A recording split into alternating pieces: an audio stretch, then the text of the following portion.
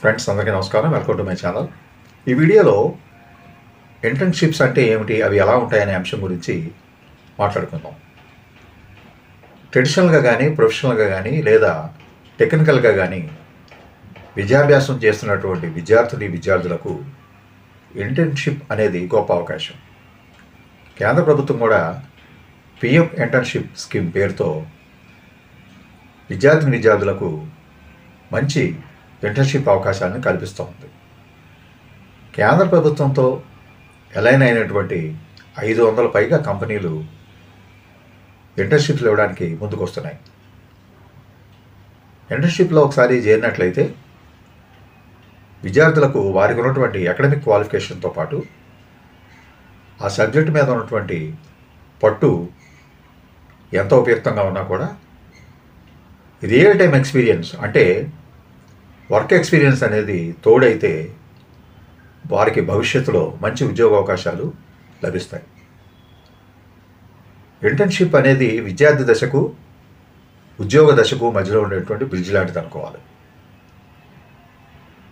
Academic నాలెడ్జ్తో పాటు పనిచేసే చోట తన నేర్చుకున్నటువంటి సబ్జెక్టుకి సంబంధించి రియల్ టైం ఎక్స్పీరియన్స్ ఏ విధంగా ఉంటుంది అనేది తెలుసుకోవాలనే ఔత్సాహికులకు ఇంటర్న్షిప్ అనేది మంచి వేదిక. కేంద్ర ప్రభుత్వమే కాకుండా ఇతర కార్పొరేట్ రంగాల్లో కూడా ఇంటర్న్షిప్ అవకాశాలు అనేవి ఎక్కువగానే ఉన్నాయి. క్యాంపస్ ఇంటర్వ్యూలు నిర్వహించి విద్యార్థులని ఆకర్షించేటటువంటి కార్పొరేట్ కంపెనీలు ఇటీవల కాలంలో ఎక్కువయ్యాయి. వాళ్ళు 5,000 నుంచి 10,000 వరకు నెలవారీ ఒక పత్యం కూడా ఇస్తున్నారు.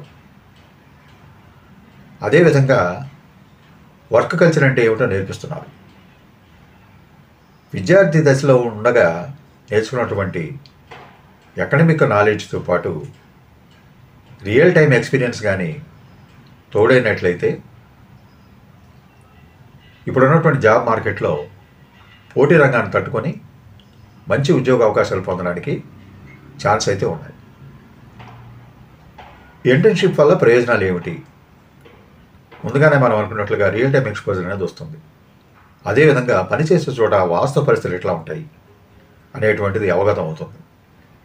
అలాగే తోటి ఉద్యోగులతోటి లేదా సీనియర్లతోటి పనిచేస్తున్నందువల్ల టీంవర్క్ అనేది బిల్డప్ అవుతుంది.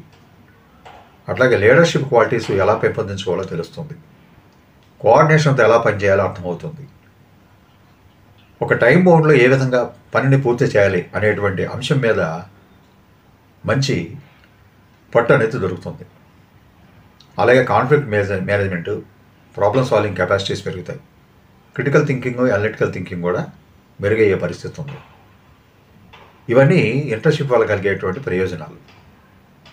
అందుకే కేంద్ర ప్రభుత్వానికి సంబంధించినటువంటి అనేక సంస్థలు DRDO, ministry of information technology and engineering, అలాగే ministry of women and child welfare man, ISRO, NITI Aayog అనేటువంటి సంస్థలు కూడా ఇంకా చాలా సంస్థలు ఈ ఇంటర్న్షిప్ అవకాశాలని కలిగిస్తున్నాయి. ఈ వేసవి కాలంలో ముఖ్యంగా కాలాన్ని ఊరికే వృధాగా కలపకుండా ఇంటర్న్షిప్లో కానీ జాయిన్ అయినట్లయితే సమయం అనేది సద్వినియోగం అవుతుంది. రెండవది, ఒక కొత్తగా నేర్చుకోవడానికి ఒక మార్గం అనేది ఈ ఇంటర్న్షిప్లు కలిగిస్తాయని చెప్పవచ్చు. నేర్చుకుంటూనే ఎంతో కొంత స్టైఫండ్ సంపాదించుకుంటే అది కూడా ఒక ఆదాయ మార్గంగా మనం చెప్పుకోవచ్చు. దానివల్ల తాను స్వశక్తిగా సంపాదించుకునే మార్గం ఏ విధంగా ఉంటుంది, భవిష్యత్తులో తను మంచి స్థాయికి చేరుకోవడానికి ఎటువంటి సోపానాలు ఉంటాయి అనేది విద్యార్థి దశలోనే నేర్చుకునే అవకాశం ఇంటర్న్షిప్ అనేది కల్పిస్తుంది.